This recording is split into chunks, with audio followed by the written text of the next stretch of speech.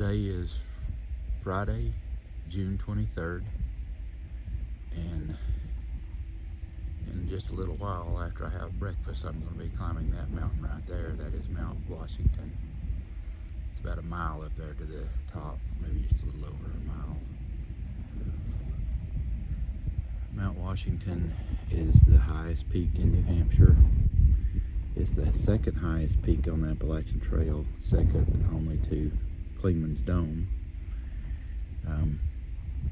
The height of this mountain is just under 6,300 feet, and Clingman's Dome is like 6,650, somewhere in there.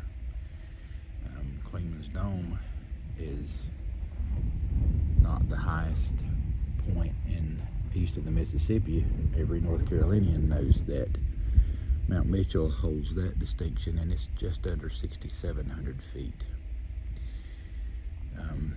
But even Clingman's Dome is in North Carolina. It's the third highest peak in North Carolina. There is another peak close to Mount Mitchell called Mount Craig that is the second highest peak. But Mount Mitchell is only it's less than 50 feet, not as tall as Mount Mitchell. So those are a couple of little facts that I've committed to memory about the mountain heights and such.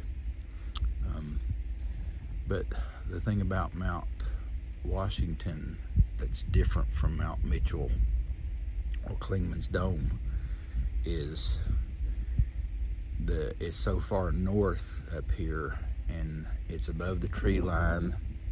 It's very rugged, and the weather is very erratic up here. It looks like we're going to have nice weather today to cross this peak, but I've read numerous instances that this mountain, the weather can change on a dime, and it gets very dangerous. There's been a lot of people lost their life up here on this mountain, and in the Whites in general. The Whites is what I'm hiking right now, mostly since I've been in New Hampshire.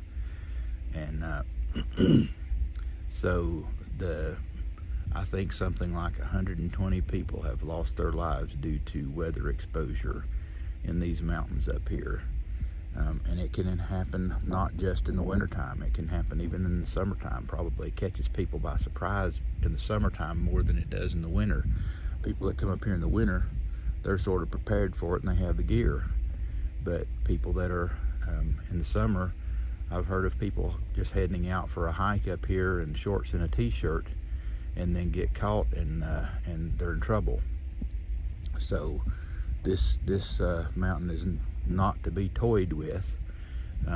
Just as an example of how erratic the weather is, this mountain holds the distinction of having the highest wind speed ever recorded.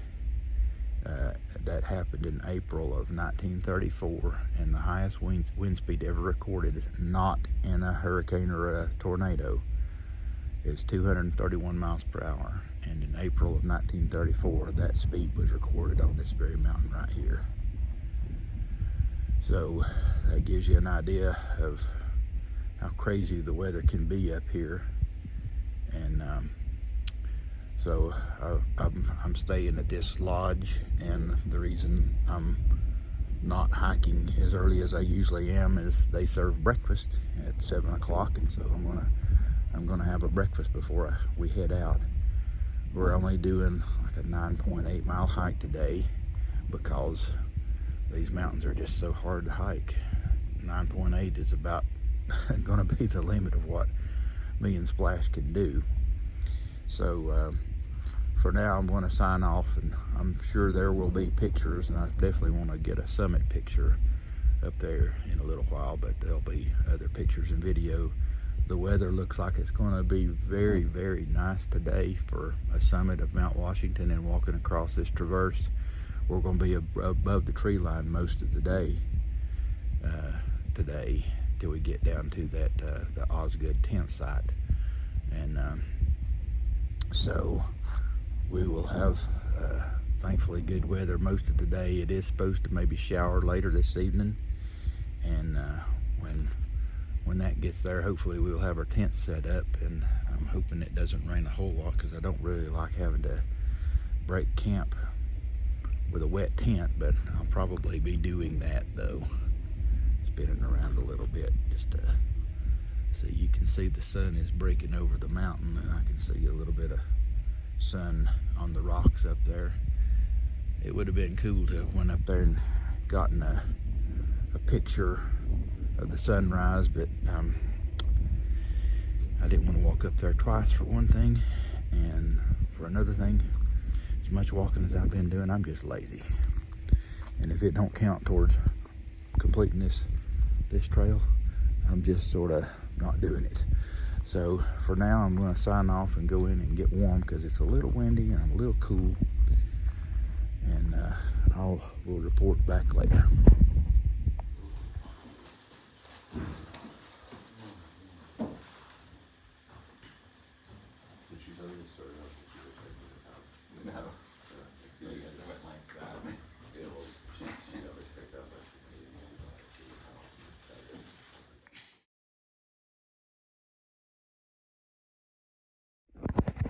I'll tell you a little something about these huts. This is the Lakes of the Clouds hut, and it's the largest of the huts in the Whites. But as you can see below me here, there's propane tanks, and there's a little fenced in area and some other things down there. And these huts are located remotely. There is some civilization way down the valley down there, but these huts are located remotely. There is no electricity run to them. What electricity they have is solar, and you can see the propane tanks, and they cook with propane. They serve a cooked dinner and a cooked breakfast at these huts. And I had to ask one of the crew members at another hut about getting these tanks and things in here, and they said that twice a year they run the heavy things are brought in by helicopter, and so I guess these propane tanks are obviously some of the things that are brought in by helicopter twice a year, and they bring in dry goods and things like that too. Of course, the huts, they shut down late, I think maybe in October. I don't know when they shut down, and then they don't open back up until probably early May or something like that. But I didn't ask them when they could close and open, but I know they're not in operation over the winter. But they're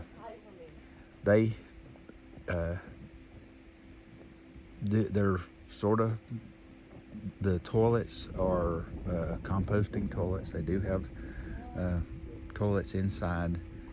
What you're looking at right now, that little structure on the back of the building there, is where the toilets empty into, and there is a generator sitting there, but I haven't heard it running. That must be like a backup, or maybe they turn it on just periodically, I'm not sure. But you can see there's plumbing pipes, and I'm sure the plumbing pipes run down to that little area down there, and so it composts the human waste. There's that fenced in area there is where they compost food waste, and so they don't waste a lot of food at these huts.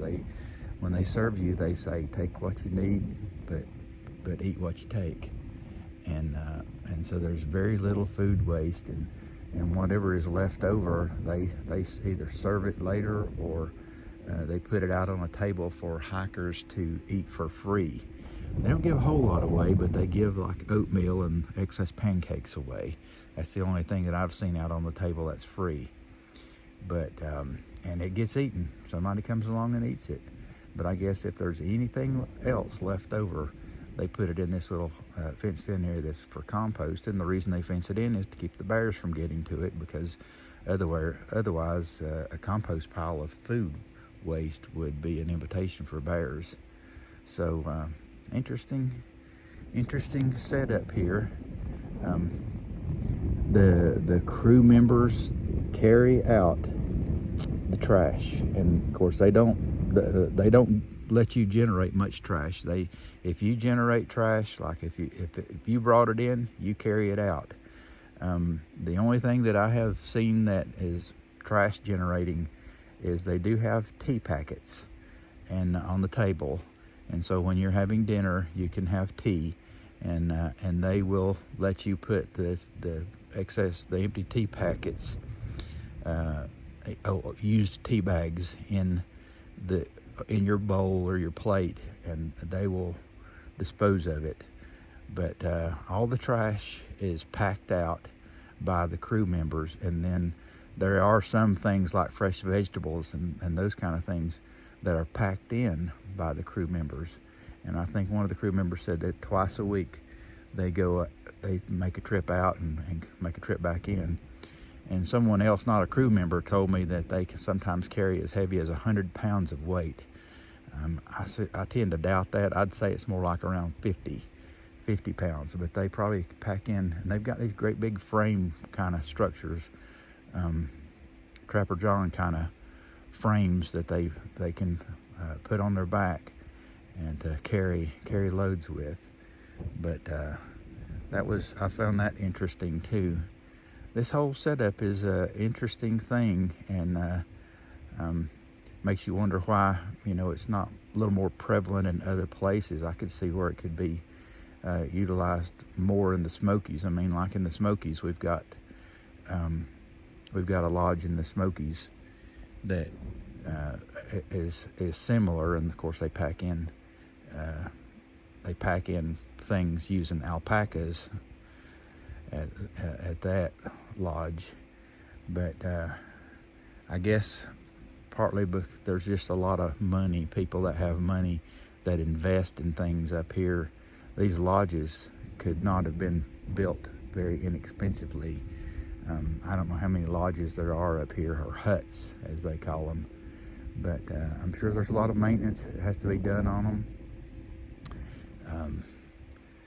So it's a neat place, and this has been a very neat experience for me to see and witness and be a part of. So again, I'll sign off for now. Okay, that's the hut that we stayed in to the left, and that is the Mount Washington Inn down there. That is the prominent white building, or series of buildings, in the right of the frame, and they are miles apart.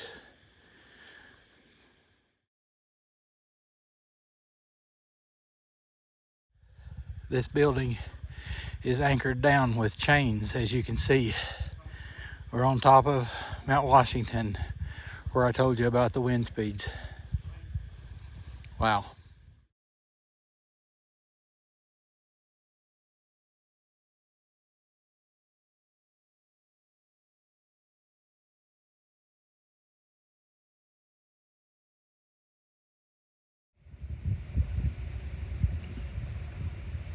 I'm taking this from atop Mount Washington.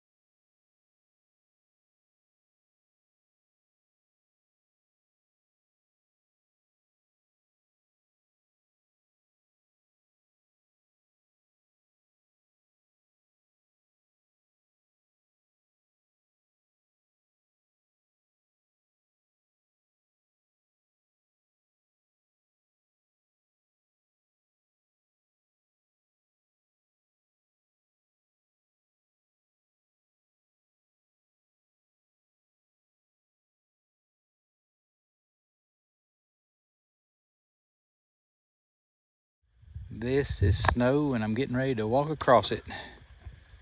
That was Splash just throwing a snowball at me. Can you believe that? June 23rd and snow on the ground.